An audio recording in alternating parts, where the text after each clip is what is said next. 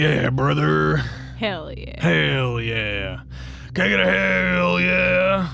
Hell yeah. Hell. Hell yeah. Hell yeah. Hell yes. Hell yes.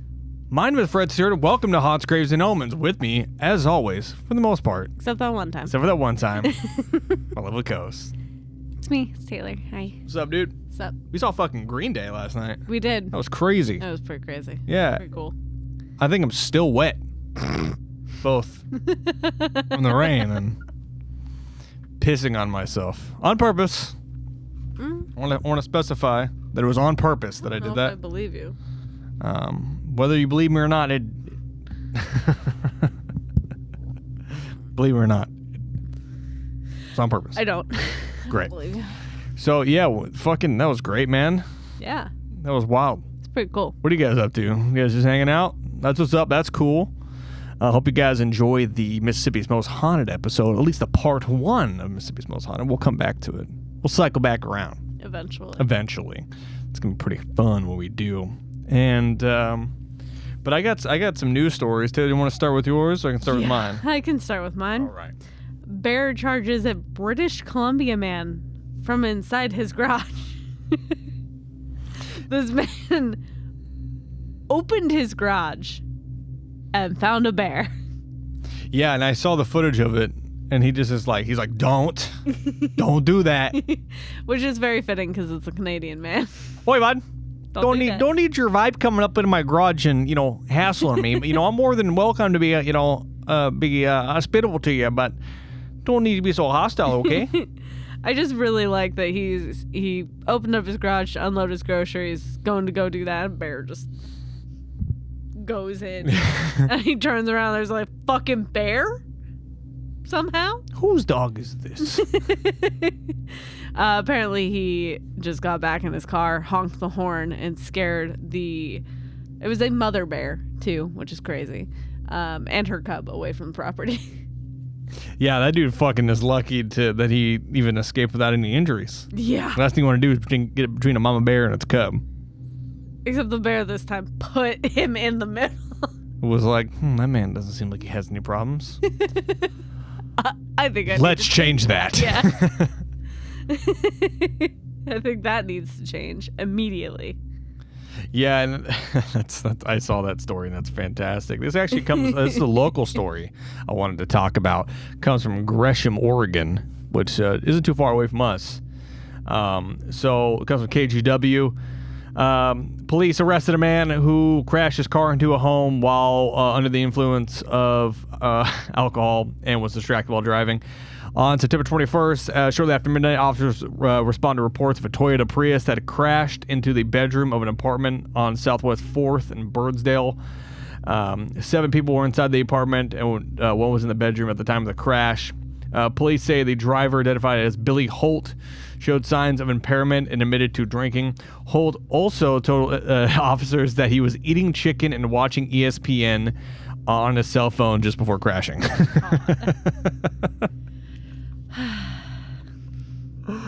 What? Do what you gotta do. So you're drunk, you're eating food while driving, and then you're watching ESPN. Gotta do what you gotta do. It's not, you gotta do what you gotta do.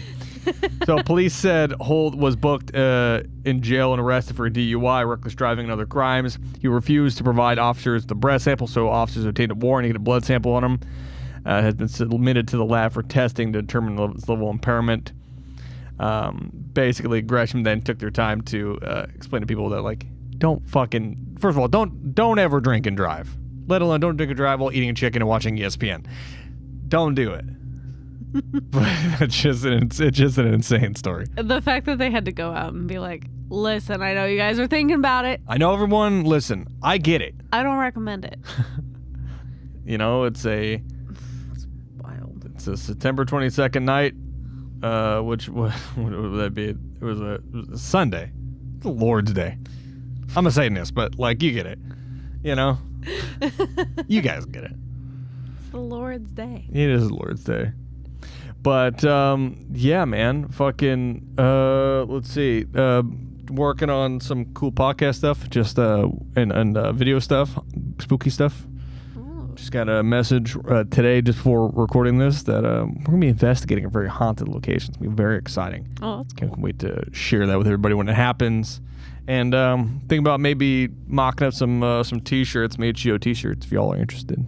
So, but it's not about. I just wanted to get that out of the way. Yeah. But Taylor. Yes. Triangles. What do they mean? Triangle things. Okay, that's not. Now. It usually means that it's 3-pointed. Usually? Usually. Okay. I think that's part of the try of the angle. They can have varying degrees. Uh-huh. What else do you know about triangles? They're triangle shaped. Okay. You think you already said that? No, I said they triangle things. Okay. Now, when it comes to triangles on a map, Yes. it is very odd that a lot of these places that we've covered over the years have these kind of like weird triangles. Mm-hmm. You know, hot spots, if you will. Michigan Triangle, for example, is a common one. But now we're going up to Alaska We are. to talk about Alaskan Triangle. Mm-hmm. They got triangles in Alaska? No. Well, I don't think that's true because you have a whole thing about the Alaskan Triangle. They actually don't. Episode's over. Bye. All right, thanks so much. You can follow us on... Episode's over. That's it. Thanks so much for the 7 minutes of content, probably 6.5 minutes after editing. Yeah. Yeah. You're welcome, guys. Appreciate you. Have fun. We'll This is a see you in the great next one. Yep. Remember to stay spooky. Stay haunted. So Fuck triangles. we kind of all know about the Bermuda Triangle. It's one of the most famous, like, supernatural phenomena that, like, basically anyone knows about, even people who are not interested in, like, the paranormal at all. Yeah, like the high-level EMF fields, the disappearing aircraft, Yeah. the boats, the people, like everything just disappearing. There's like fucking methane pockets supposedly like suck ships down to the depths. Yeah, so, like, everyone knows about the Bermuda Triangle, whether they're interested in the paranormal or not. It's a place of mystery and disappearances that have long mystified the human race, up until fairly recently, when they kind of, like, have a better idea about it. Do they? Kind of. I haven't heard anything. No one sent me any emails. No one was like, did you know the Bermuda... You were part of the Bermuda Triangle emails? No. Oh. No, I was part of the how can we Get looped how on. can we stop the guy in Las Vegas from gluing more hats on pigeons? You should get in the Bermuda Triangle email list. Seems like a lot of... I don't have nearly enough budget for the tinfoil to begin with. I don't know if I can even manage that. But there is a place with a higher rate of disappearance, and it's in Alaska. That's right, Alaska. Last frontier, America's 49th state, which is twice the size of Texas, and it hosts 17 of the U.S.'s 20 highest peaks. Like, it's big. Alaska's fucking huge. It's got over half the nation's federally designated wilderness and about an estimated 100,000 glaciers, I found out. That's pretty cool. That's The pretty British mind can't comprehend. cool. They just explode. If all the people that listen to the podcast, you guys are from the UK and Europe and all that stuff. You guys can't comprehend how big Alaska is. It's pretty big. You know, I was talking to one of my UK friends the other day. He was like, oh, I got to go on a long trip to go see my grandparents. It's like, oh, yeah, I got to drive a couple hours. He's like, oh, no, it's like an hour away. It's like an hour away. That's nothing. An hour away is to like... That's nothing when you live on the West Coast. Yeah, an hour away is to like go to the zoo for us. It's nothing. That's like 40 minutes, yeah. Yeah. It's crazy, like, how small. Like, the East Coast, I think, is more similar. There she goes. To Europe, but, like, on the West Coast, Yeah. fucking drive hours. I drove 3 hours for a fucking dog show. Yeah. Just go look at dogs for 3 hours. I just go outside at this point. Just go look at that one. That one's cool. Give them all prizes. They all deserve to be winners. They're all winners. That one's all right. Hey, she got best of breed. Don't even. She got best of breed twice. I don't want to hear it. She's a winner. I guess. Anyway, so like But yeah, like Alaska's huge. It's giant. Yeah, and it's no surprise that people disappear in Alaska. It is not among other surprising. phenomena. When you kind of think about it, the Bermuda Triangle has disappearances of about 50 ships and 20 planes since about 1800. So, I mean, that's a lot. You consider like the crew sizes and things like that. It's a lot of people. I couldn't find like a specific number, but it is probably pretty high. However, the Alaska Triangle has had more than 20,000 people who have disappeared since 1972. I don't like that fact. That's a lot of fucking people. Yeah. Like, just out there in the Bering Sea, like, on a steel horse I ride, I'm wanted, dead or alive, and you're throwing crab pots off. yeah, that's not happening in Alaska. The sea wizards out there in the saga. It's all things from Deadliest Catch. It's not important. It's not important at all. Yeah. But yeah, like, I mean, just from watching that show, as I have, Yeah. because I fucking love that show. But you know, like just seeing like just what Mother Nature does just on the water, is terrifying out there. Terrifying. Yeah. When I read that fact, I was like, God damn. It's a lot of people. From like it was like 1987. It's been 16,000 people. Jesus Christ. It's a lot of people that go missing in Alaska. Like, just gone. Yeah. Well, are we talking just in the water? Or are we talking just Alaska? Just Alaska. Like, oh God. gone on the continent. Or yeah, the continent of Alaska. Yeah. Okay. The state. Yeah. My brain is mush. So- It's fine. This is continent's most haunted. Yeah. Alaska.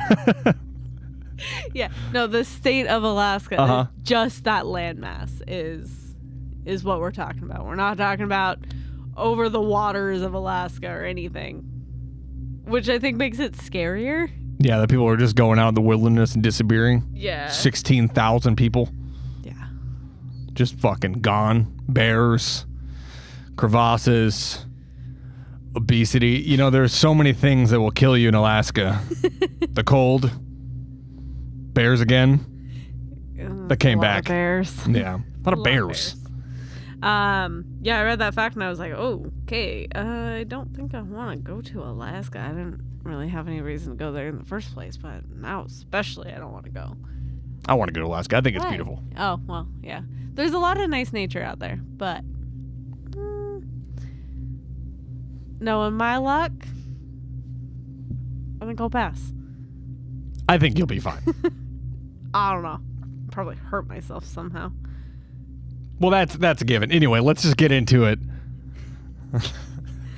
So the Alaskan Triangle is an area between Utqiagvik, Anchorage, and Juneau, and it is comprised of vast boreal forests, barren tundra, and icy peaks. In the past 4 decades, people have gone missing from the region at a rate of 4 from every 1,000 individuals, which is 4 times the national average, by the way, which it roughly annually is about 2,250 people. So, 2.25 every year. It's terrifying. Yeah. Just so you know, the national average is about 6%. It's like 16% in Alaska. 16% just go missing every year? 16. Their missing rate is 16%, whereas the national average is 6. That's. I'm sure it's fine. Alaska, you doing okay? I don't think they're doing okay. Yeah, I don't like that. That's terrifying. Me neither. So, I mean, hundreds of coordinated search and rescue missions take place every year to find missing residents, hikers, tourists, and airplane passengers, often to no avail, because it's just so big. Yeah, I know. I mean, I know like there's like all those Coast Guard sectors out there that work a lot of like search and rescue missions. You see footage from them year round. them doing maybe like aerial hoist off of a ship, or them doing search and rescue missions out there. And there's been so many stories of them going out there. They'll find the vessel or find a boat maybe that was like in the waters, just right on there on the coastline, and they'll get to it and there'll be nobody there. Yeah. And it's like fucking A. It is brutal out there. Before 1972, people weren't really paying attention to the disappearances in Alaska, but there were definitely a couple. I'm gonna give you some backstory to talk about a later disappearance. So on September 16th of 1929, Russ Merrill went missing while flying his amphibious air travel from Anchorage to Bear Creek Mine at Nyack.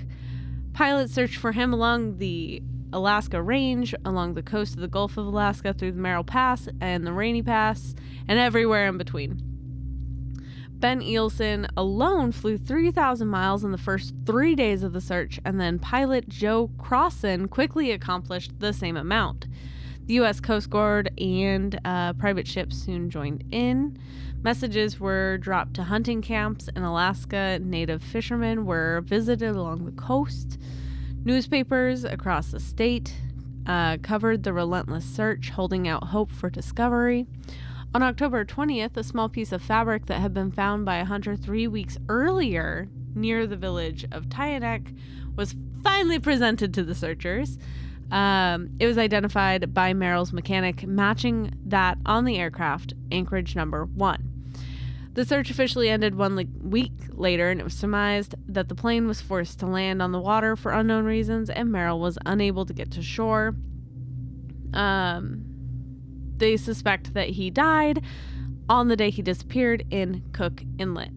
By mid-October, Ben Eelson had pulled himself away from the search for Merrill to fulfill a contract hauling furs from an icebound ship off the coast of Siberia.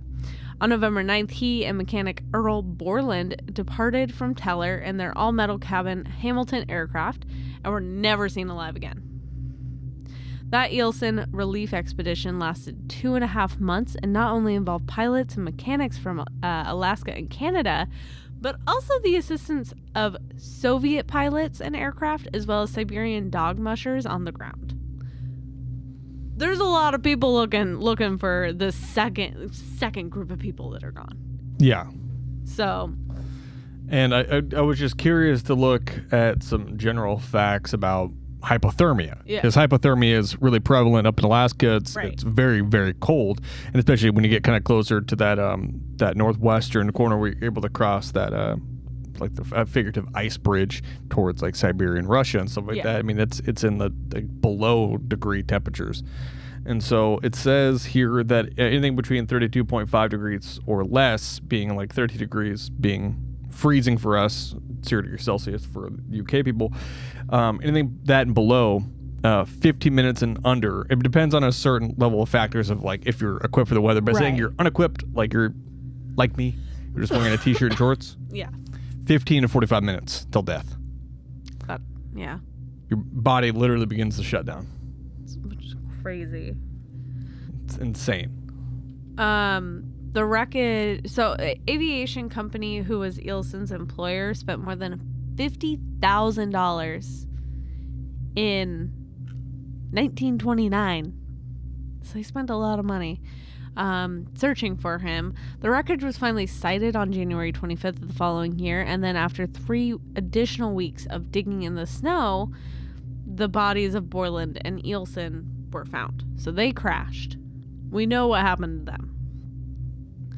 8 years later, Alaskans assisted their new Russian friends when a multi-engine bomber, the Bukhatinov DBA, I don't know if you know what that is. I don't know what that is.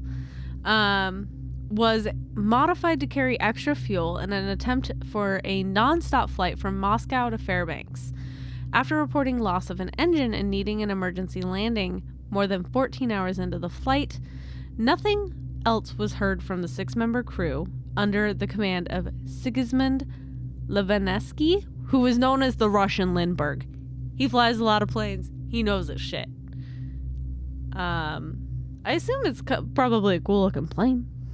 Yeah, it looks like a 4-engine based Soviet aircraft. It's quite large from the photos I'm looking at, and on our socials and stuff it'll pop up. But it's a very big plane. I mean, that makes sense. Somewhere off the northern coast of Alaska, the aircraft went down, and although polar explorer Sir George Hubert Wilkins led an aerial search for weeks over the area that he said was larger than Montana, so it's a big area that he's searching, because Montana's pretty fucking big, found no sign of the aircraft ever. Searches continued to the present day, including one supported by the Russian Geographic Society last fall that visited the North Slope village of Nixuit. There were plenty of reasons to support the long search and rescue missions, because more often than not, early pilots were found. In 1928, Russ Merrill and his 3 passengers were found, by the way. They were found. Let me see here. They were found just like walking on the tundra 3 weeks after being forced to land by a storm north of Wainwright. There was also the discovery when Eelson and Wilkins were forced down over this over sea ice about 100 miles northeast of Barrow. They had walked for 2 weeks before arriving at the fur trading post of Beachy Point. Their survival was heralded as proof that men marooned on the pack ice could hike to safety. And in 1943, 2 weeks after a search involving 40 aircraft and boats from the Coast Guard were halted, survivors were found alive near Ketchikan from a crash a month earlier involving bush pilot Harold Gilliam. Although Gilliam and his passenger, Susan Baxter, were dead, 4 passengers were rescued by the Coast Guard, who spotted 2 of the men after they managed to hike to a beach. So, crashes happen. They still have not found any evidence of Bolkhotunov DBA that was flown by the Russian Limburg. They still haven't found that. Mm-hmm. They found the guys prior. Yeah. Didn't find him. I mean, he's gone. Could they have gone down in the water? Possibly. I mean, granted, they can't really search in that time period the water very well, because it's like 1940 something. Yeah, you can't just grab a dude by the ankles and just dip his head underneath real quick. Thumbs open his eyes. They're like, hey, go see if you can find it. Put your head in this freezing salt water. Tell me if you see anything. He comes up and his eyes are fucking frozen and he's like, oh, I don't see anything. We're like, all right, next. It is possible that they could have crashed. However, it is another missing plane that's gone. Yeah. They have absolutely nothing from it. There's no evidence of a crash anywhere. No one saw or heard anything. Granted, there is a lot of snow and ice and stuff. I feel like there would be some evidence of something. Some debris, maybe oil slicks. Yeah, something. Yeah. There's nothing. After that last transmission of hey, we had an engine go out, we need to land. Nothing. Gone. So, here's another one. One of the largest instances of disappearance of U.S. military personnel happened not during wartime, but in 1950. A U.S. Air Force Douglas C-54 Skymaster of Strategic Air Command disappeared en route from Anchorage, Alaska to Great Falls, Montana. There is no trace of the crew, the aircraft, or its passengers ever found. The C-54 Skymaster was a militarized version of the Douglas DC-4, which was an unpressurized airliner powered by 4 Wasp piston engines. When America entered World War II, the War Department requisitioned all existing orders for DC-4 airliners and had them modified with additional fuel tanks and designated as the C-54 Skymaster. It's a big fucking plane. Is big. Did you look it up? It's the C-54 Skymaster. I believe I know what it is, but I am going to look it up. Is big. Is a big plane. So the C-54D provided with uprated engines, entered service in 1944, and these aircraft served all during World War II. They also provided airlift capacity in the Korean War and during the Berlin airlift. By 1950, the Skymaster had kind of been phased out of USAF service. It was replaced by the much larger Douglas C-124 Globemaster II. However, there were still a large amount of C-54s still in use. It's a big plane, huh? It is a big plane. Looks like a lot like what they used during like World War II for like paratroops and stuff like that. Kind of similar style. Yeah. But airlift for sure. And then you were talking about the Globemaster II. I've actually been inside one of those. Oh. Called Old Shakies. Those are kind of what replaced. And those are fucking even bigger. Yeah. And they went to the Globemaster 3. Listen, I'm a plane nerd. Right? I know a lot about planes.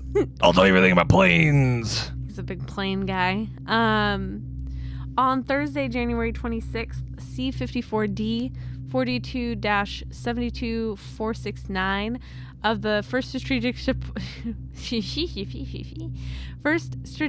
Support Squadron Strategic Air Command was detailed to fly U.S. servicemen from Elmendorf AFB in Anchorage, Alaska, to Great Falls AFB in Montana.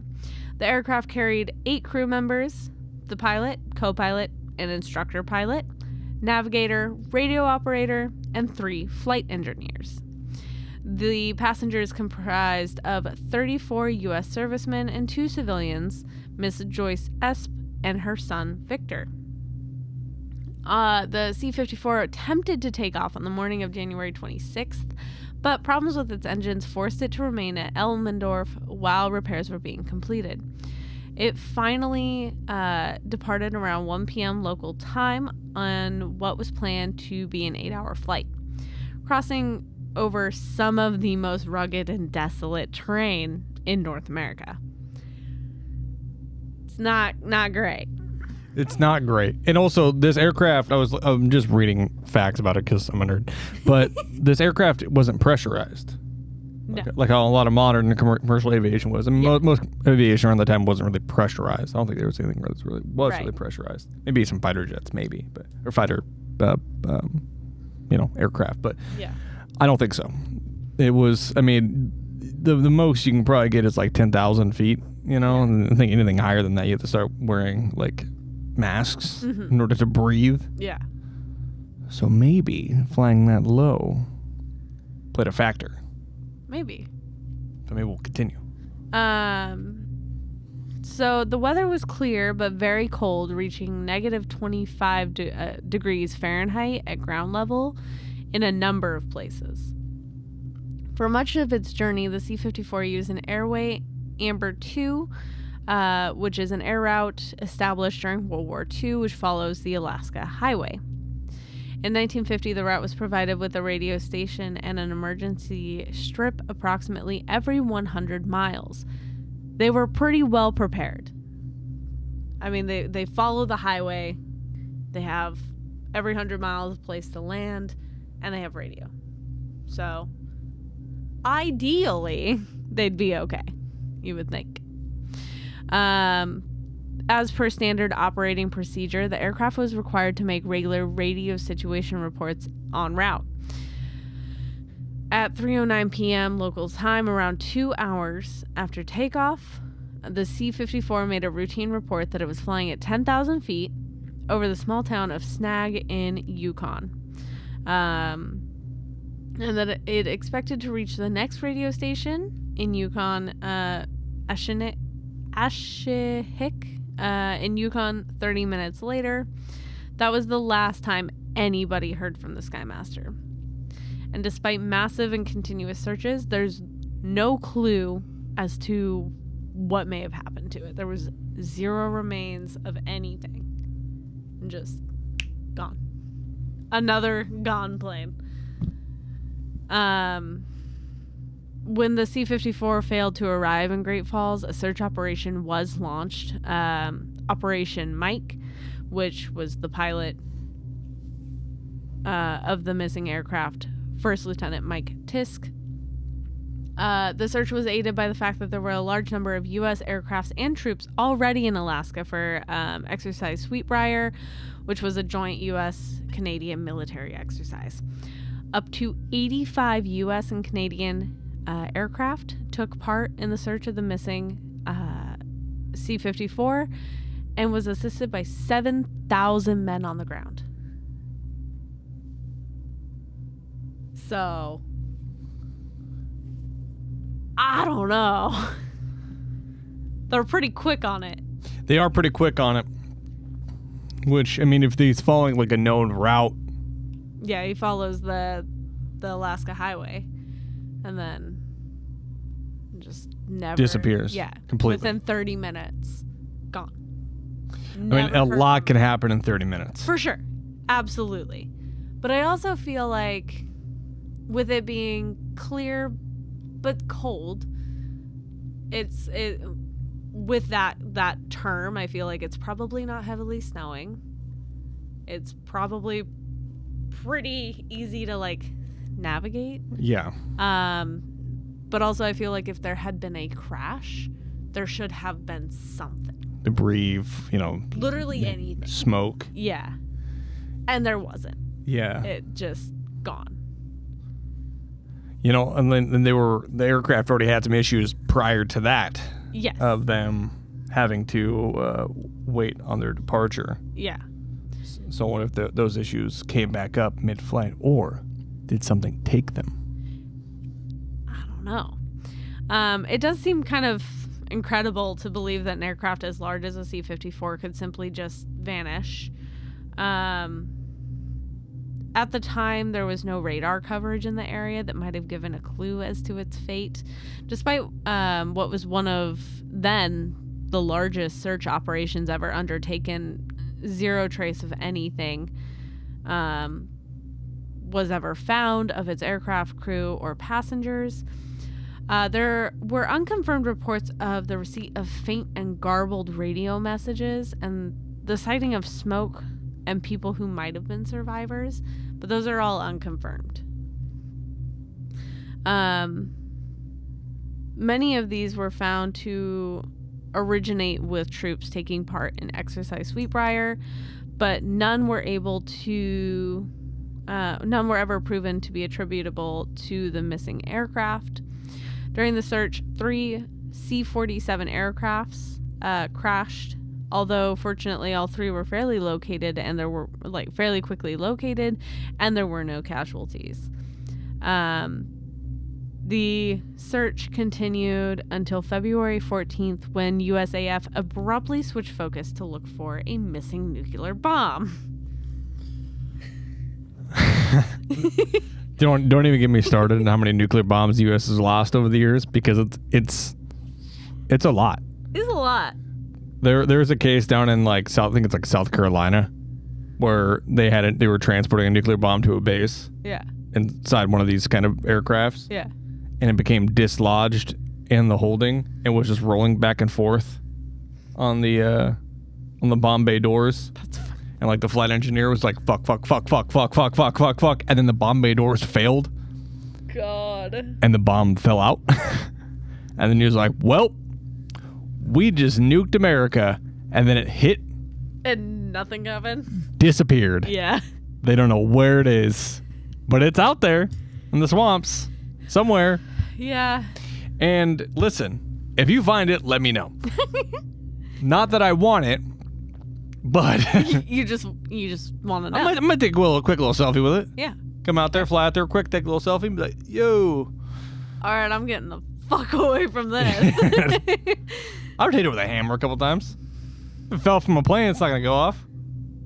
It's basically that scene from Hot Fuzz. You know what I'm talking about? No. They go into this whole scene in Hot Fuzz. They go inside the building. They go inside the shed, and there's a bunch of World War II weapons. And there's a fucking sea mine. The guy hits it with his gun. Oh my god.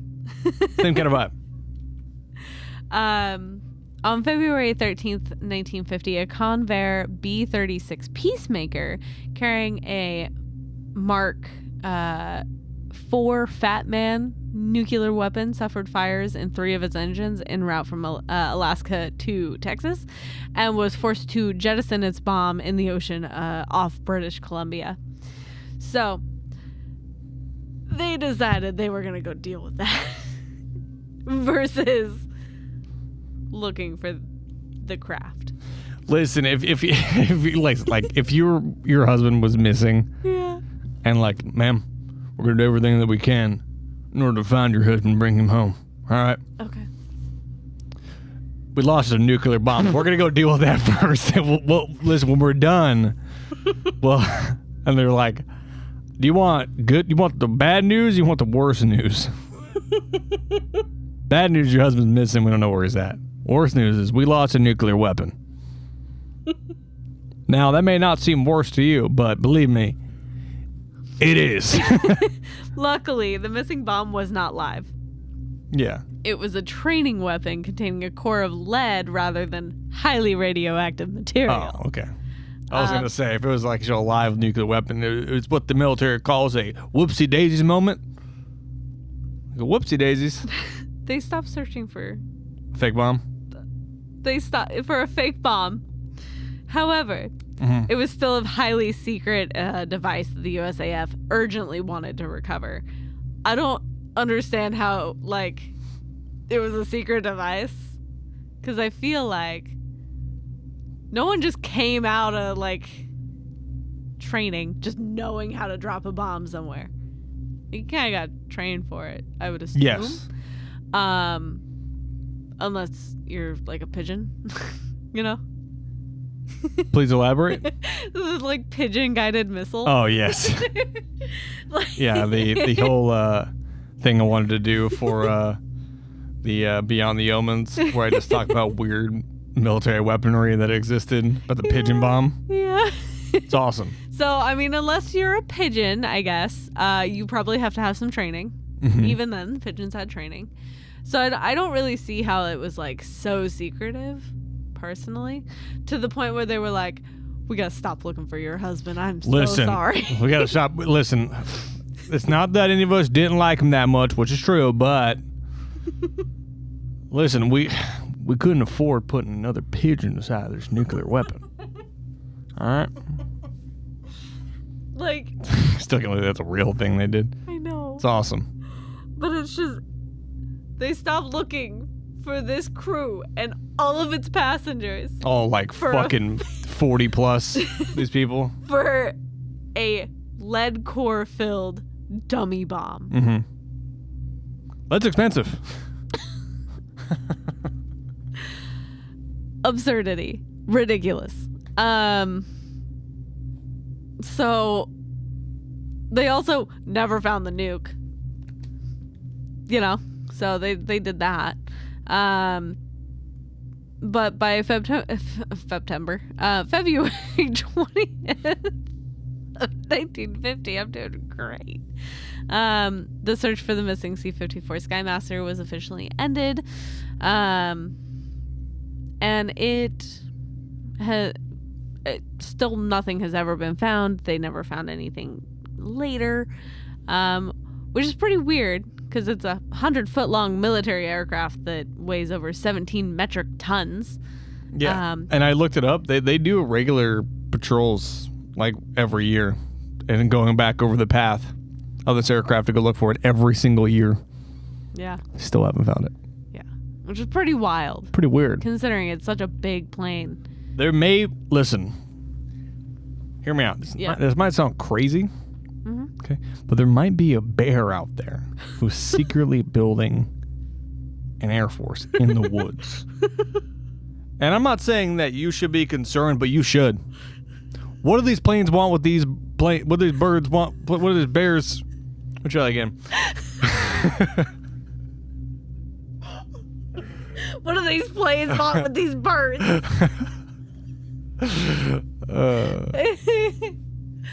What do these bears want with these planes?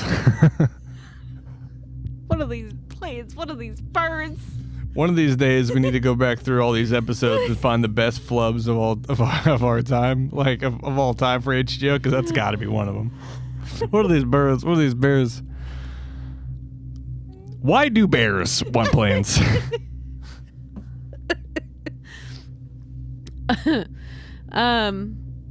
So another option that people have like suggested is that the C-54 may have crashed on a frozen lake only to drop through the ice. And while that is certainly possible, none of the lakes in the region are especially deep, and no one's ever reported floating debris or leaking fuel or oil in any of the likely locations. There is another option that passing over Snag, for unknown reasons, the C-54 flew off course to the south over the Gulf of Alaska instead of continuing southeast towards Whitehorse. It may then have been ditched in the ocean, but no one's ever been able to explain why that would be the cause, because there has not been any radio messages that had been received. Like, hey, we gotta divert, Nothing. They've got a whole lot of nothing. There was in 2012 some of the relatives who were lost on the C-54 created Operation Mike, which is a group dedicated to finding the missing aircraft and its occupants. A petition was raised to request the U.S. government to reopen the search using modern technology, but to date, the attitude of the USAF is that it will not resume searching unless significant new evidence is discovered. So, we don't know what happened with that plane at all. In 1972, however, there was a disappearance that put the Alaska Triangle into the spotlight. Just shoved it out. Did I get you? Yeah. You just pushed it in there. Like, like having a baby at a water park, just fucking, and it's there, Come down that slide so fast, and all of a sudden that sudden water hits you, boom! Alaska Triangle's here. This is my son, Alaska Triangle.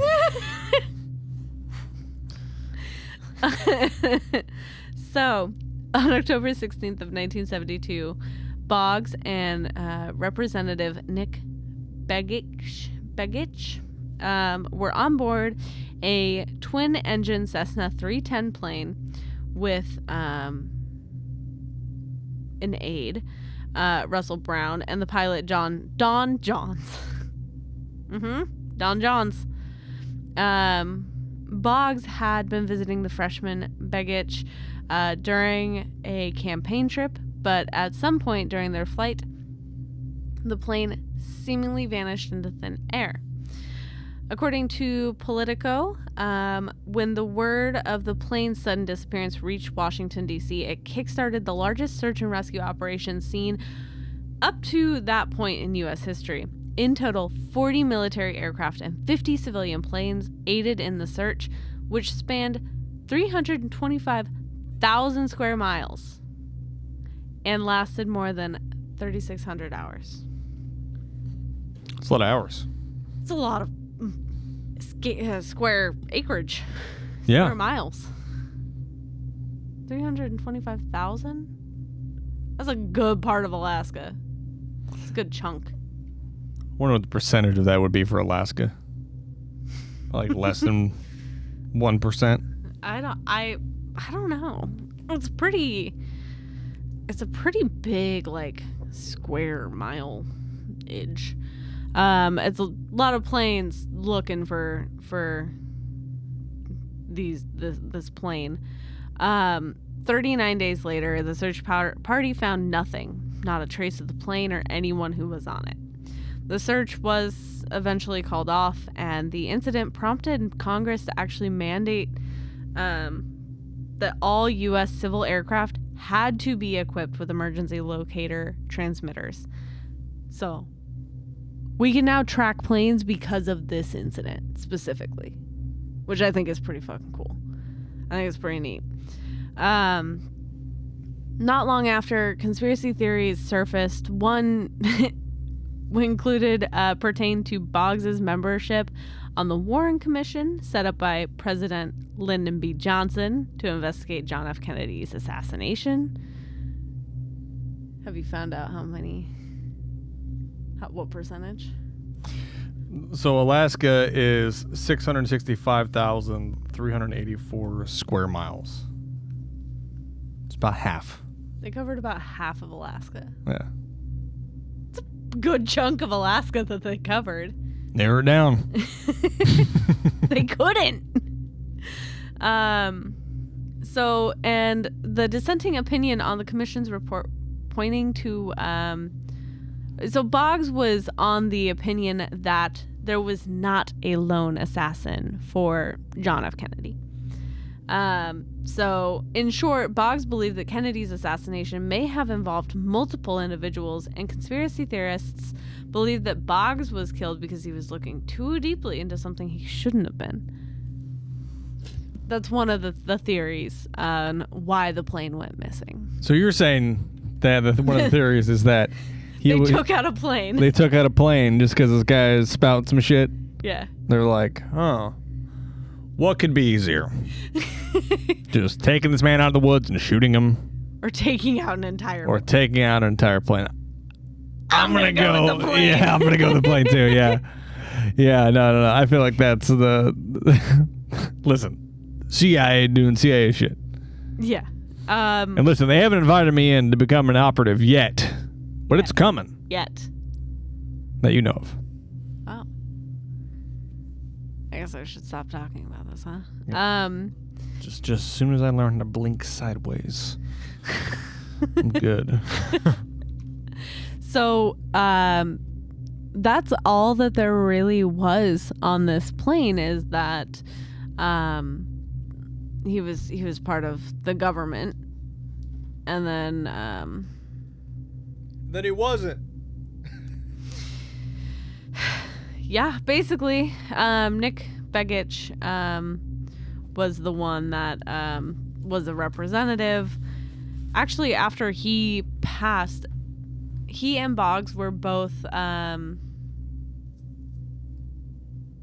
put back into office even after they had disappeared because they were assuming that they were still alive. And then the next year they had been presumed dead.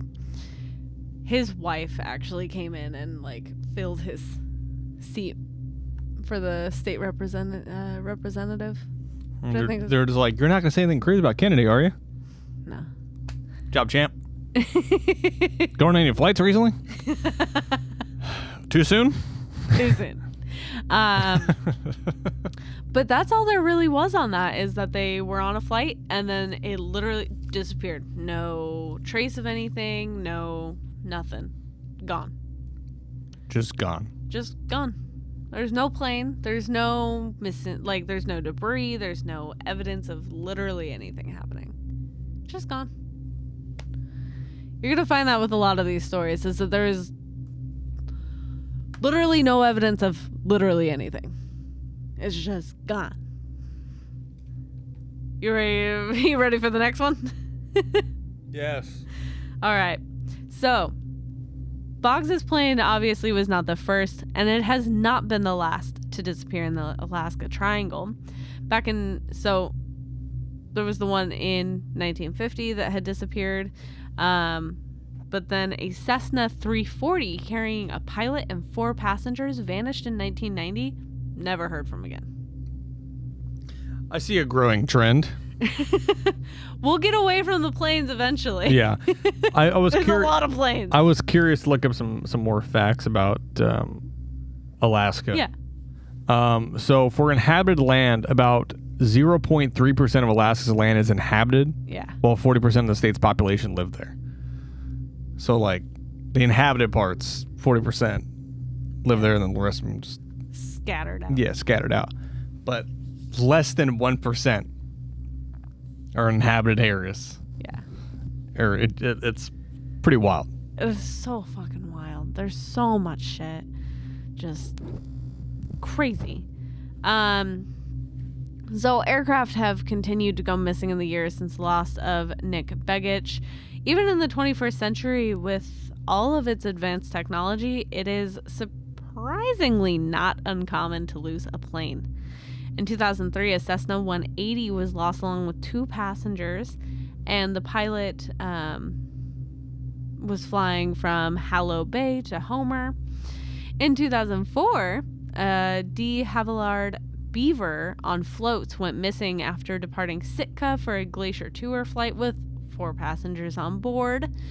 In 2009, a husband and wife flying from Wolf Lake near Palmer to Whitehorse disappeared in their Beechcraft Bonanza. In 2010, a Havilland Beaver, again, apparently crashed in Katmai Park National Park while transporting park employees. And after searching 60,000 miles with a dozen aircraft, there were only a few small fragments of the aircraft found on a beach northwest of Sukhoi Bay 5 weeks later. No sign of the passenger, no sign of the pilot and 3 passengers were found. So, there's a lot. Yeah, but at least we're able to determine that this aircraft actually went down. Was down. And they just found like tiny little pieces. That's it. Interesting. Tiny little Do you have alien stuff in here later on? Yes. Okay. I'm going to hold my thoughts until then. But there's a specific story I'm thinking of involving aircrafts with aliens. Yes. I think it's the same one. Commercial aircraft? Sort of. It involves one. It involves one. I'm going to try to fix cargo. this one. The story that I have involves a cargo plane from Japan. So, I don't know. Maybe Correct. you have a different story than I do. In 2012, student pilot Brendan Mattingly departed Soldotna in his Super Cub and flew a course that ended over Cook Inlet. Last September, the landing gear from the plane was found by beachcombers, confirming that he had crashed. A similar end is believed to have befallen Alan Foster, who in 2013 was flying the final leg of a Georgia to Anchorage trip in his Piper Cherokee. He was last seen alive while refueling in Yakutat, and then his aircraft dropped off the radar near Nalaspina Glacier. So one of those we know crashed, the other we do not. So that's cool. Like that. That's great. I don't know if you know this, but every missing aircraft case remains open. They never close them.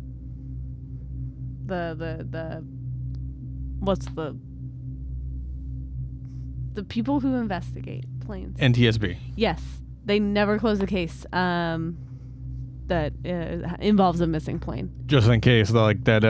If they find something. That Sky Master just has to show up one day. yeah, that Anchorage Tower. plane just Yeah, Anchorage Tower, Skywest. Fucking just like they're like, that's an old disappear. Sky Master coming in landing, and they're like, huh? You what? Ghost plane coming this summer. They The director of The Conjuring and Beetlejuice. You never know. It could happen. Could happen. No. They mainly keep it open so that they can, like, if they ever find anything, they can go back and be like, here's the ending to this file. Mm-hmm. I don't really want to know how many of those files they have of stuff like that. I bet it'd make me very uncomfortable. Too many. Planes are not the only thing to go missing in the Alaska Triangle, however, but it is one of the more documented things. This one is kind of odd. Kind of odd, like the rest of the fucking story hasn't been odd. Well, this one in particular is really weird. Okay, Paul Lemiter, at 65 was competing in his first marathon and was rounding the last point to a mere 200 feet from the finishing line. Mm-hmm. However, between that point and where he gave his bib number to a race official and the end, he vanished. Gone. Authorities have believed that he had most likely fallen off the marathon's path through the wilderness. Yet, despite the minuscule area that needed to be searched and the participation of state troopers, mountain rescue experts, and even trained search dogs, there was not a trace of this man. He was gone. I really don't like that one. That makes me very uncomfortable. Yeah. You said 200 yards? 200 feet. 200 feet. Oh my God. From the finish line. So he came around, he gave his bib number, and then in between that and the end, he was gone. What the fuck? No one knows anything. They were like, oh, maybe he fell off and he's like down in the wilderness. But that's not a very big area. Uh-huh. That's a pretty small area. 200 feet. They couldn't find a single trace of this man. He's gone. That makes me uncomfy. It makes me uncomfy. I don't like that one. Me neither. You see what I mean by that one was really weird? Yeah, that is really weird. Yeah. It fucking spooked me. I was like, oh, I don't like that one. That makes me very uncomfy. Did a fucking mountain lion get him? They don't know. He's gone. There, no blood, nothing. Just gone. I assume that he fell into an alternate dimension where he ended up winning the race. He was about to win the race. Yeah, but he didn't win in this dimension. No, he fucking got by something. Something happened. Yeah. I assume, logical thinking, I assume that he actually got off the path somewhere and just kept going, got lost, confused, and then died a horrible death in the wilderness. But you would also think that the SAR dogs would pick up on any scent. And they picked up on nothing. I don't know what these dogs' motives are. All right. The dogs don't have motives. Everybody's Spirit, what's your motive? Seeping. Listen, we don't know what these dogs are doing. All right. Searching for this man. Yeah, but what were they doing before that? How do we know these dogs aren't drunk? We don't know that. You know? I don't know. Maybe these dogs are so focused on ball, they didn't actually look. Don't wake her. She's sleeping peacefully.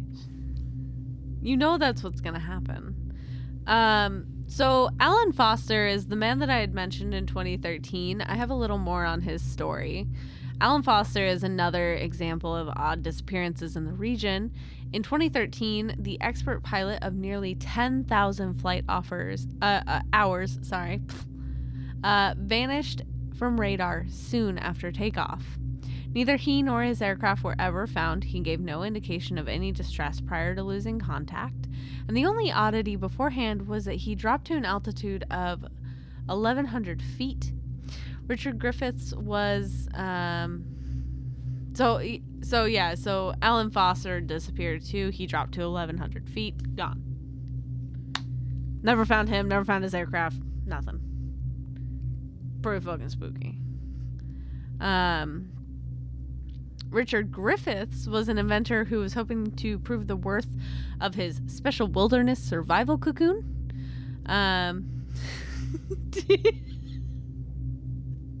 Is that what you expected me to say? That might be the first time I've ever heard that sentence. Special wilderness survival cocoon? Yes.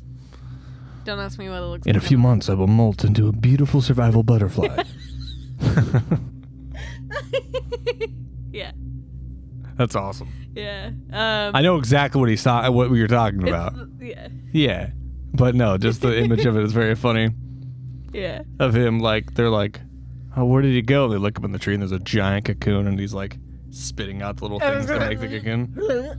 And it covers himself. I think that sounds very similar to an X-Files episode. I'm almost 100% sure. So, however, after several of months of people believing that he was just testing his cocoon in the Alaskan wilderness, he was reported as missing. The following investigation found that he took a bus toward White River, which is a tributary of the Yukon, spent some time in a lodge, and then was never seen again. He went to go test his cocoon and never made it. So now we'll never know the efficacy of his survival cocoon. Maybe it worked too well. Like, have we considered that? Like, it was like, I never need to go back to the populace ever again. Yeah, exactly. There you go. That's a better. I was looking at photos of, like, this area. Yeah. And, it's pretty desolate, I'm sure. Not a lot going on. It's the Yukon. Yeah. A lot of trees. A lot of bears. A lot of strange, unexplained disappearances. You ready to get into aliens? Oh, fuck yeah, dude. Hold on. Let me get into aliens. Let me just get into it real quick. Hold on. Okay. Hold on, dude. Okay. They're not real. They're in my skin. They're in my skin. Get out of my skin. You lost your glasses. I don't need them. I can already see the truth. I can see that the reptilians are here. Sounds good. Would you like this back? I can't see out of them. The reptilians. My script is way worse than yours. I just realized. Yeah. Blind as hell. I am blind as hell. All right. We are going to be talking about the most prominent alien thing going on here, and that is Japan Airlines Cargo Flight 1628. Do you know anything about it? Other than what you just read? I know some things. You just... From just now researching? No, I know of okay. this case. Okay. And then you'd be like, I know that. I know it's a Japan Airlines cargo flight. I can tell you that much. I can tell you that it was an aircraft. Can you tell me the numbers? 1628. I don't think I was covering it well enough anyways. It was a Boeing 747 200F.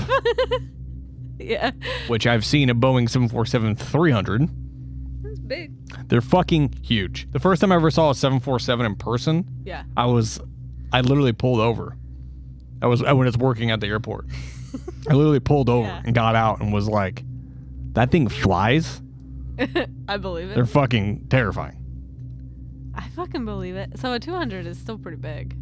Yes. Cool. 747s are huge. Japan Airlines Cargo Flight 1628 was a Japanese Boeing 747-200F cargo aircraft flying from Paris to Narita International Airport that was involved in a UAP sighting on November 17th of 1986. Japan Airlines Flight 1628 encountered 3 unidentified aerial phenomena above the expanse. The pilot reportedly thought that the craft were military and paid them no mind. Moments later, he realized that the objects were keeping pace and moving erratically around his own jet. Over the next 50 minutes, the strange aircraft shadowed Flight 1628's every move while emitting bursts of blinding light.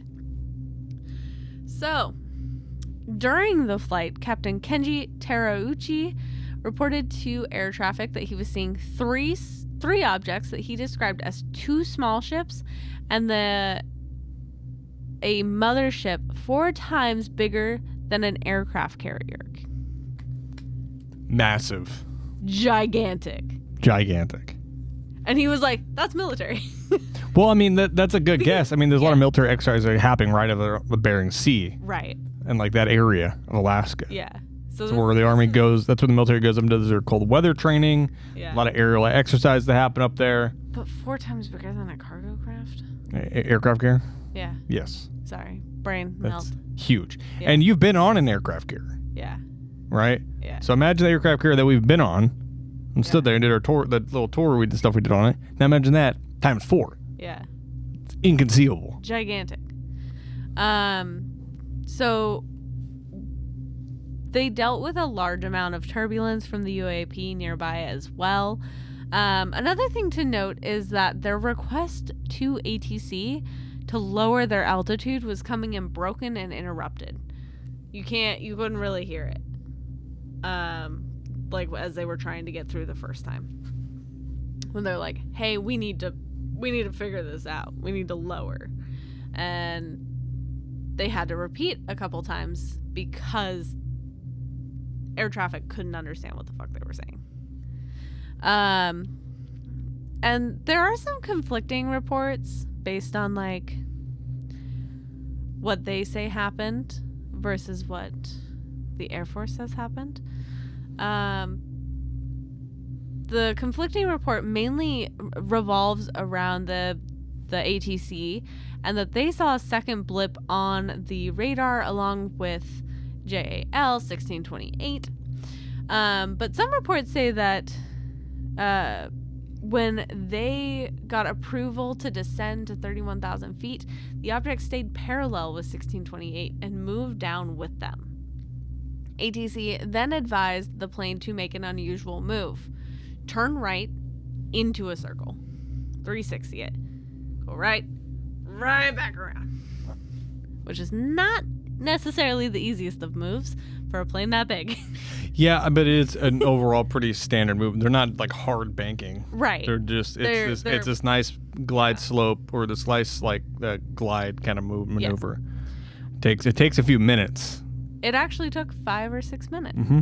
After making the turn, the plane turned back onto course and saw no lights of the UAP. That relief, however, lasted only a few seconds before the craft was back, in person and on radar. Right behind JAL 1628. I don't like that. Now you're in a... Instead of being behind, like parallel, it is dropped back into a like weapons envelope kind of position to get on top of them. Yeah. Tracking them. Yeah. And it's not like this is like a fighter jet where you can be like, oh, fucking turn and burn, you know? Yeah. Drop some flares, maybe Cobra that bitch. No, this is a... Get weapons on? No. This is a 747. This is a cargo plane. Yeah. It ain't going anywhere very fast. You might be able to pop the window and put a Glock out the fucking thing. Pop some rounds off. That way, you know, unless you experience explosive decompression and then your whole fucking plane rips apart. But in a comedy space, possible. Great idea. Have you thought about using an oil slick? I cannot imagine how fucking terrified these Oh, pilots fuck were. all that. Yeah. Where they make a turn, they're looking, they're like, oh, there's no fucking lights. Oh, thank God. Like fuck. Japan Airlines 1628, you have a bogey on your 6 o'clock, and they're like, oh, fuck, dude. Da, da, da, da, da, da. And at this time, Mm-hmm. the aircraft is drawing closer to the cargo plane. The turbulence is crazy. It is so intense. And then another blip comes up on radar at ATC. That one, United Airlines, flight 69. Nice. Yeah. So this time, it's not another alien or a UAP Mhm. of some sort. With ATC's help, they divert United Airlines 69 20 kilometers from JAL 1628. However, by the time JAL 1628 was in sight of the other plane, the UAP, the blip, and the turbulence along with it disappeared. It's gone. So, I don't know. Because, so they're flying, and then UA comes up like this. They're like, we have them in sight. There's nothing there. And then they call over to JAL, and they're like, you guys good? Like, you see anything? They're like, no, we're good. It's gone. Which is I would piss myself, I think. And just think, you still have so many more hours left to complete your flight. Yeah. So you're just like, well, here's another like 5-6 hours. Dude, no. Land that bitch at Anchorage. Call it a day. It's like I need a moment to like decompress. Well, I mean, also like just the fact that like this UAP is like disrupting like communications. But the thing that I find really interesting about it is the fact the way it interacts with the aircraft itself, causing that turbulence. Like it's disrupting the air around the aircraft. I thought that was so weird. Because like I don't think I've really ever heard of that. No, I mean there's the case of I'm forgetting his name off the top of my head, but the Michigan Triangle guy, aircraft went down after seeing some lights. I think it was Michigan Triangle. It was him, or I think it was Australia. Oh, there was the Australian plane that just disappeared. That one. That's what I'm thinking. Where like there was some turbulence reported. Yes. And then he was gone. Yes. Yeah. And So my wondering is like with the turbulence, is it like them trying to like plane it? I don't like the way you explain that, but like a tractor beam. Yeah. Okay, not like a no, not like that. No. Make it slower. Just no. basically. No, I'm not wrong. From what we generally know, especially like from like Bob Lazar, from talking about when they reverse engineer these UFOs, and all that, is that they use like some sort of gravitational field. Yeah. Where it kind of like basically manipulates gravity in the sense where they're able to levitate and move, and so they're disrupting the force around them. Yeah. So I'm wondering if that is what's happening here, where it's disrupting the gravity and thing behind them, but you're getting your lift, from the wings and the air going underneath them in order to make airplanes fly. Yeah. Is that disrupting the aircraft so much that it's causing the turbulence, like it's stuttering? I don't know, man. That's my guess. It's pretty fucking weird. It's pretty weird. It is also very weird that this other blip comes up and it's just United Airlines doing a passenger flight. They're like, hey, you gotta divert because the course you're on, we got something going on. Yeah. So they move them just a little bit and they come up. There's nothing there. Turbulence gone. Everything gone. Nothing. I think that's weird. I think that's pretty weird. I don't like it. I don't like it either. I think that's fucking spooky as hell. So at the time, news media had stated that the FAA reported seeing objects near the plane even after the evasive maneuvers, the dropping, and then the moving in a circle. Okay. Yeah, I didn't need that table. Okay, dog, thank you. But upon later review, the military radar images were dismissed as clutter, and an object that showed up on the aviation agency screens was thought to be a coincidental split image of the aircraft. Per the FAA, they were like, there's no blip. There's nothing. Nope. Definitely not. Which, I don't know. Seems a little bit like a cover up in my opinion. So Terauchi reported that the objects followed the plane for 400 miles, or 640 kilometers for those in countries that use the metric system. Two planes that were near Flight 1628, the United Airlines plane, and then there was also an Air Force C-130 cargo plane, reported that they didn't see any objects either visually or on radar. Flight 1628 landed in Anchorage, and the crew were debriefed, and FAA investigators determined that they were normal, professional, and rational, and had no drug or alcohol involvement. Which, I don't know. I feel like I would not be normal, professional, and rational after that, personally. I mean, after working in the like aviation sector for almost a decade, I got to know a lot of pilots. There probably were like, and there's one pilot that I know. Yeah.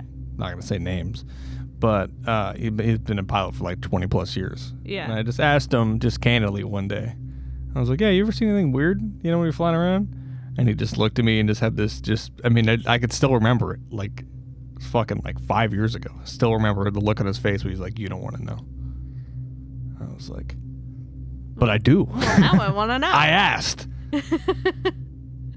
Yeah, I mean, I think at a certain point, like, you just get, like, used to it, I guess.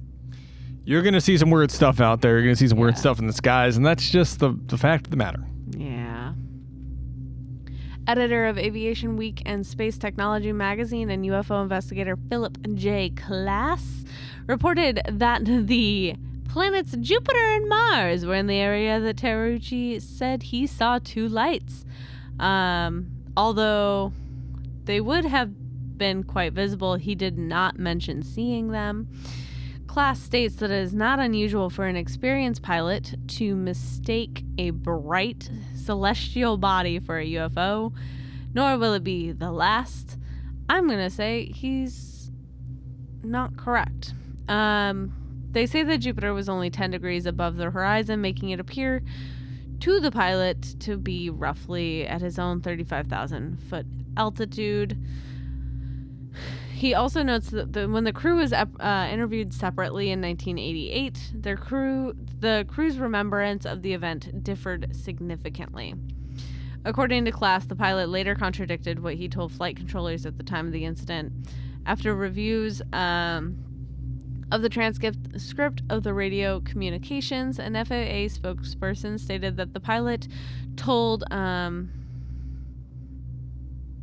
the ground controllers he lost sight of the object after completing his turn. Sorry, my brain is melting. I can't read. But in a later interview, the spokesperson said that Terrucci had stated the object stayed with him as he turned. An FAA data package was released of the incident, characterizing Terrucci as a UFO reporter, having reported 2 other UFO sightings prior to November 17th and 2 more that past January. So he had seen a couple other UFOs. So they immediately were like, he couldn't have seen a 3rd one. Definitely not. Now you're just being crazy. I was going to believe you with the November and the January sightings. But this one, too? Nah. Hey, man, heard you saw 2 UFOs. It's pretty cool. Can't imagine seeing if you saw a 3rd one, right? I did see a 3rd one. You're fucking nuts. The other thing... You're out of your goddamn mind. The other thing that I wonder about is because these are Japanese speaking pilots, that there's a mistranslation. Like a language barrier? Yeah. Yeah. Because, like, I mean, I feel like unless you have the same exact, like, verbiage that you used and the same exact, like, translator, there's going to be differences.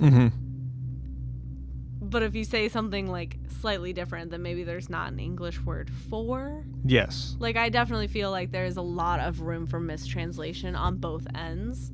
Whether, like, the initial one has some inconsistencies or the second one has some inconsistencies. At the end of the day, this guy saw something. Yeah, no, absolutely. Saw some thins. And then the FAA was like, that's not a blip, that's just a glitch. It's fine. Why was there a glitch? I don't know, man. Just like a true Fed. I don't know. Something. I don't know. It's great. So, in a January 11th, 1987 UFO reporting by Terrucci in the same general area as Flight 1628, he stated he saw irregular pulsating lights and a large black chunk just in front of the plane.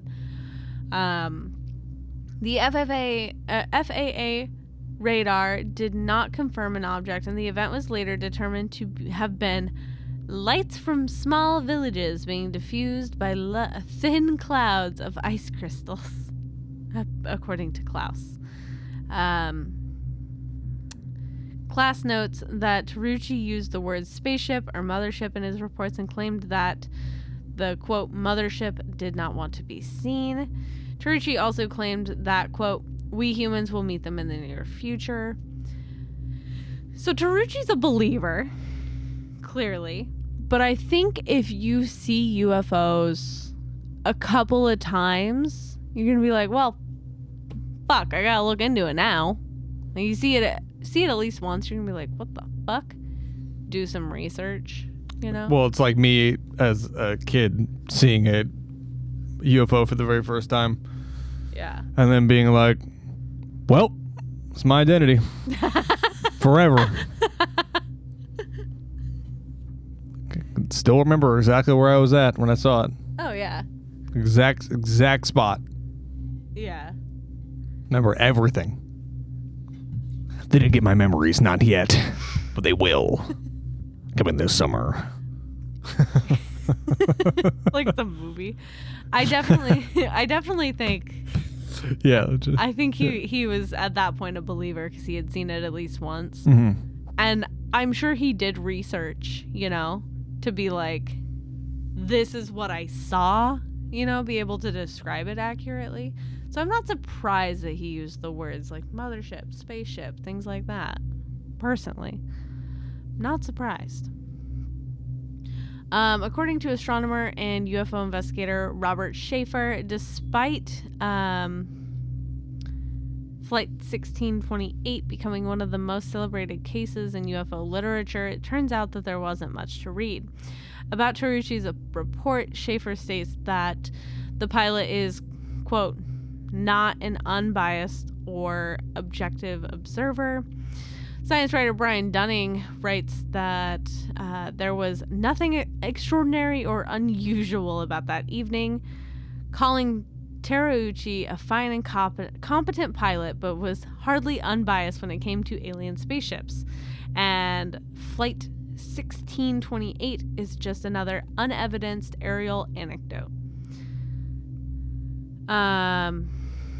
So I don't know. I definitely think he saw something. Well, that much is evident. You don't have to be unbiased to see a UFO. No. But they're like, you're unbiased, so guess you're a fucking liar. What you saw were 2 planets. Yeah, dude. It's... like... The fact that we have now, like... I mean... We just relatively recently, the government admitted that they still had a top secret research program into investigating UFO phenomena, and it's like we've just let them just lie to us for so long, yeah, you know, and then we just like we know they're lying, but we just let them do it because we're like they're just lying. Basically, it's like exhausting. Like this, where they're like, you saw 2 planets. It's like, okay, I guess I saw 2 planets. But I didn't. You know. It's great. So that's kind of what I have as in regards to, in regards to things that have happened there. The Japan flight was probably one of the most compelling and prominent things.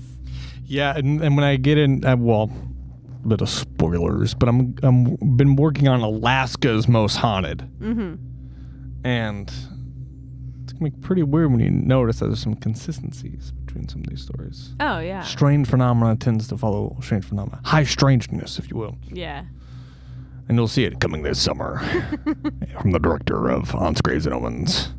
Comes Alaska's Most Haunted. Alaska's Most Haunted. Yeah, that's what I thought. A story of ghosts, aliens, true crime, ghosts, aliens, more true crime. Cryptids. Boats, planes, trains, automobiles. Coming this summer. I mean, all I can think of is that audio where he's just listing things that he's got.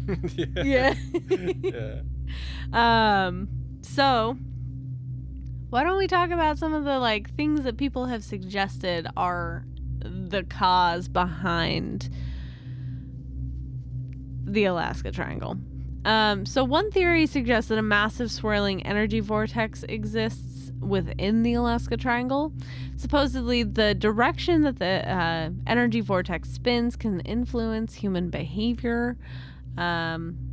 Supposedly, a clockwise vortex, for instance, creates positive emotions, while counterclockwise vortex leads to humans experiencing negative feelings and confusion. Indeed, there have been electronic readings reportedly detected that were significant magnetic irregularities within the Alaska Triangle, and search teams in the area have reported their compasses being more than 30 degrees off, which is pretty significant considering compasses do have like a buffer of 30 degrees being off, but if it's more than 30 degrees, that's pretty weird. Some have also reported feeling disoriented or experiencing auditory hallucinations, which purportedly could account for why people get lost or crash in the Alaska Triangle. Other theories trace back even further, rooting themselves in Native American folklore. There's a creature known as the Kushtaka, which is we got basically everything in this. We got mysteries, like disappearances. We got aliens. We got cryptids. I'm wrapping it all up in this episode. Got any murder? Probably. What do you mean, probably? I'm sure there's murder that happened in Alaska. Oh, absolutely. But there's none specifically in this story. Oh. I got 3 of 4, though. That's pretty good. When's the last time you gave an episode that got 3 of 4? There would have been, I think the Unexplained New Mexico? Maybe. Probably. I'm thinking all relating back to one mystery. The mystery of why the fuck do people still live in Alaska? Not that one. Oh. The mystery of why things disappear in Alaska very often. Because there's a triangle. Just one triangle. There's no other triangles. It's a single triangle in Alaska. It's causing a bunch of problems. So the Kushtaka is a shapeshifter that prowls the Alaskan wilderness searching for its prey. The Kushtaka is similar in appearance to an otter, but often appears to those lost in the woods as a trusted friend leading their victim deeper into the wilderness, and then either tearing them to shreds or turning them into a Kushtaka, which sounds very familiar, doesn't it? Sounds like something out of the Appalachians. There are some other theories as well. Some are definitely more outlandish, ranging from heavy air and strange weather to energy lasers beamed from the lost city of Atlantis. That's what I said. I like your face for that one. That was a good one. Lasers beamed from the lost city of Atlantis. The Bermuda Triangle is causing the Alaska Triangle. What? That's the most sane, rational explanation about why things are happening in Alaska. The laser beams. The laser beams are coming from the laser beams are coming out of the Alaskan Triangle from Atlantis. No. Atlantis is beaming them to the Alaska Triangle. Oh, that's right. I'm getting listening. The Alaskan beams are planes down. The Alaskan beams are controlling my mind from Atlantis. The Atlantis beams are controlling my mind from Alaska. What? Yeah.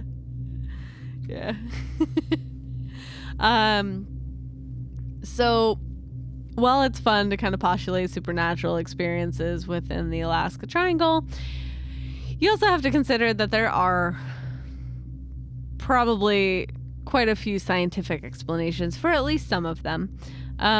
According to the manual, one of the most likely scientific explanations, quite simply, is geography.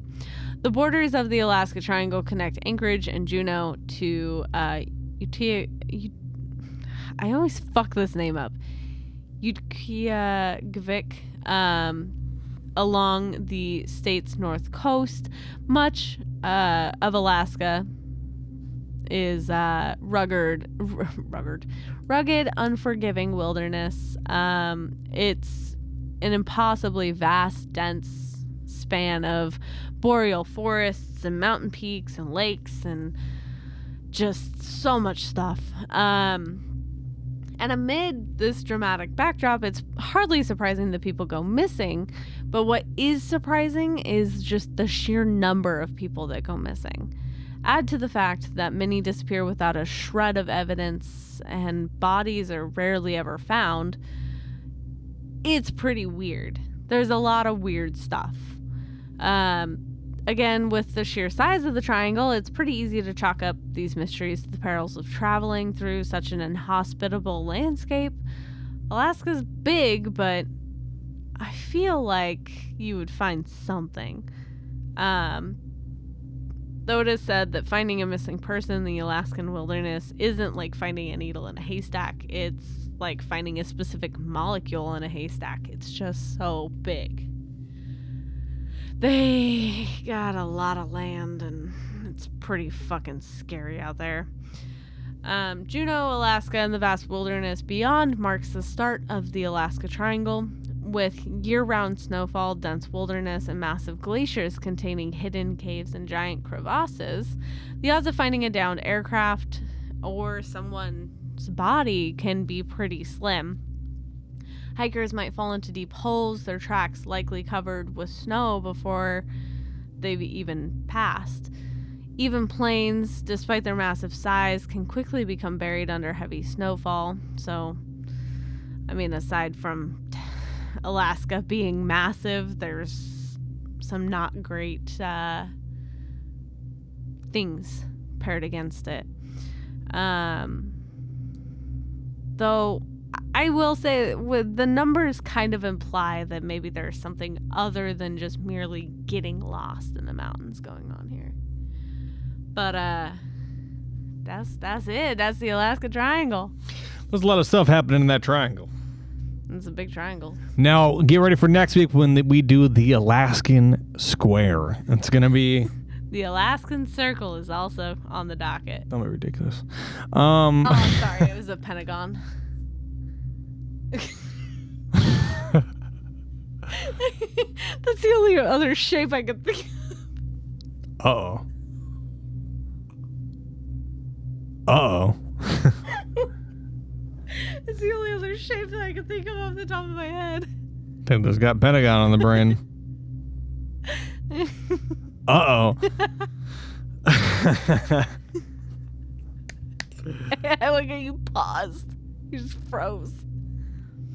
Is that what you do whenever you hear the word Pentagon? No, just... You just didn't expect it. Weird that you're bringing up the Pentagon. You expected me to know other shapes? Yeah. Name a different kind of shape. Hexagon. Sure. Yeah. She knows things. I had to think about that one. I was thinking of another shape the entire time. This is the most fucking highbrow podcast of all time, dude. I was drunk last episode. You don't know anything. Yeah. Yeah. Hey, I know Alaska's got a big triangle. Great. There's a lot of fucky shit happening in there. There's a lot of fucking shit happening in there. Yeah. But if you enjoyed this episode, be sure to like, share, subscribe, rate us 5 stars in listening apps. You know, the business. If you want to follow us, you can at HGOPodcast.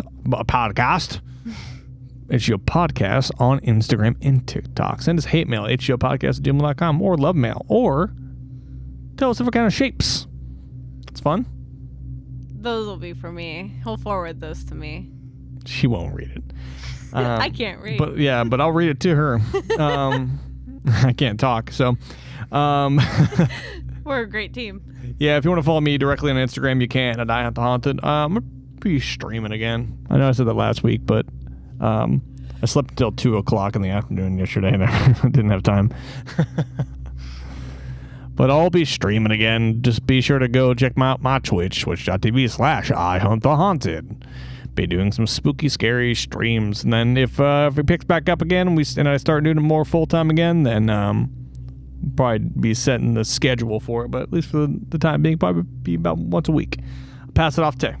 Hi, you can follow me on Instagram and TikTok at Lunar Thrill. That's all I got. I'm not really out there. You can also follow our dog at Spirit the Turf. Spirit the Turf. Yeah, that's all I got. I ain't got nothing else. So. Spirit the Turf from the director of The Conjuring. Comes the summer's scariest film. No balls. No treats allowed. I was thinking the Portland Cryptid.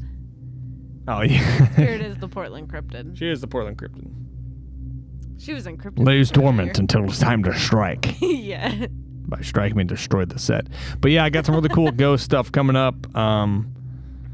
And when everything's done with everything that I have planned, I could finally finish my fucking documentary. And it'll be out here on the Comedy Chaos Network. Hell yeah. But it's only a matter of time. Very stressed. Making documentaries hard. That's when you've never done it before. Yeah, it's fair. Years in the making. Years. Yeah. Crazy. That's crazy. Slowly coming to an end. That's wild. It's pretty fun. Yeah. But until next time, remember to stay spooky. Stay haunted. And what's going on in that triangle, huh? What are those bears? What is those planes? What are those planes? One with those bears, one with those birds, one with those fucking dumb fucking bird planes. Dumb bear planes, you fucking... I'm sick and tired of these bear planes and these plane birds and these things. I don't know what's going on. Okay, we'll see you next week.